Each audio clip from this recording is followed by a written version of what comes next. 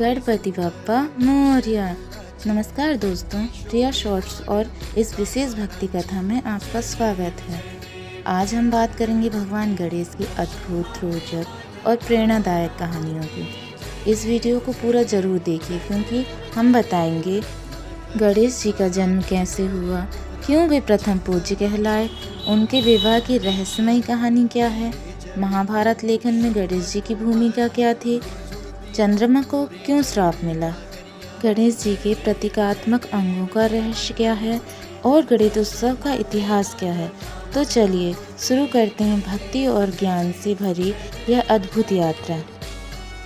क्या आप जानते हैं गणेश जी का जन्म कब और कैसे हुआ? कैलाश पर्वत पर एक दिन माता पार्वती स्नान करने जा रही थीं। उन्होंने अपने शरीर के उपटन से मिट्टी का एक सुंदर बालक बनाया। उस बालक में उन्होंने प्राण फूके और कहा, बेटा गणेश, मैं स्नान कर रही हूँ, जब तक मैं न कहूँ किसी को अंदर मत आने देना। गणेश जी ने वचन दिया, माता, मैं आपकी आज्ञा का पालन करूँगा, कोई भी अंदर नहीं जाएगा। इसी बीच भगवान शिव लौटे। वे अंदर जाना चाहते थे। गणेश ने उन्हें रोका।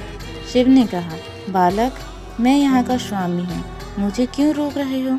गणेश ने कहा, स्वामी कोई भी हो, माता का आदेश सर्वोपरि है, आप नहीं जा सकते। शिव जी क्रोधित हो गए, गणों को आदेश दिया कि इसे हटाओ, लेकिन छोटे से बालक ने सबको परास्त कर दिया। तब शिव जी ने त्रिशूल उठाया और गणेश का सिर काट दिया। जब माता पार्वती ने यह देखा तो वे क्रोधित हो गईं।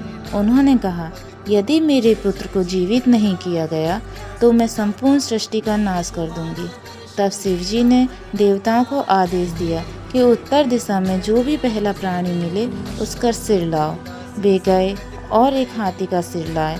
शिव जी ने वह सिर गणेश जी के धड़ पर लगाया और प्राण फूंक दिए। गणेश जी जीवित हो गए। शिव जी ने घोषणा की, गणेश, आज से तुम गणों के नायक हो, तुम्हारी पूजा सबसे पहले होगी, तुम्हें प्रथम पूज्य होने का आशीर्वाद देता हूँ। और तभी से गणेश जी प्रथम पूज्य कहलाए। अब हम गणेश जी के विवाह के बारे में जानते हैं।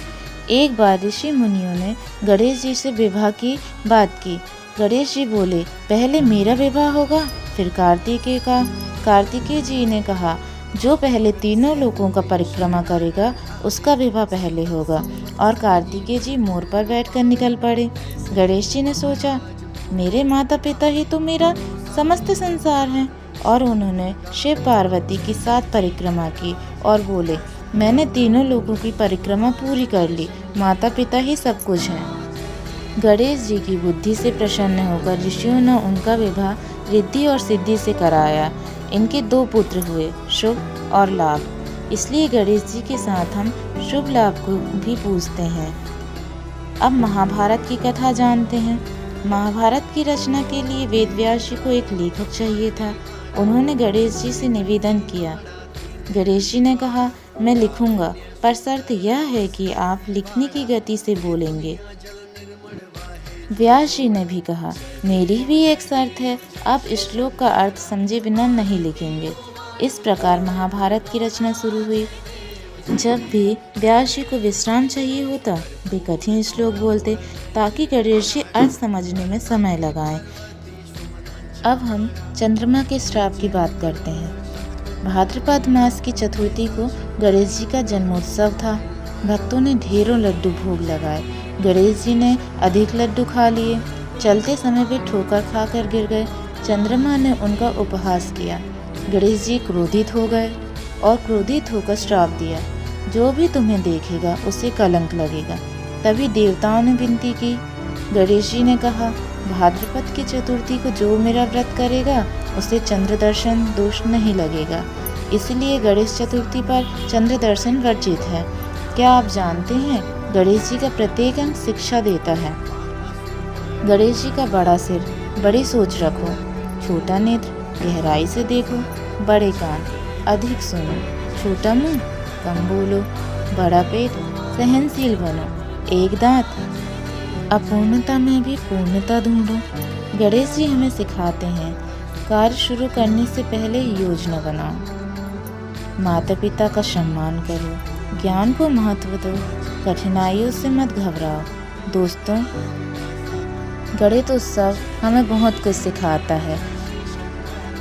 गणित उत्सव हमें जीवन में सकारात्मक रहना सिखाता है, सबको लेकर चलना और प्रकृति की रक्षा करना सिखाता है और सिखाता है जीवन में कुछ भी स्थायी नहीं है। सुख, दुख, लाभ, हानि।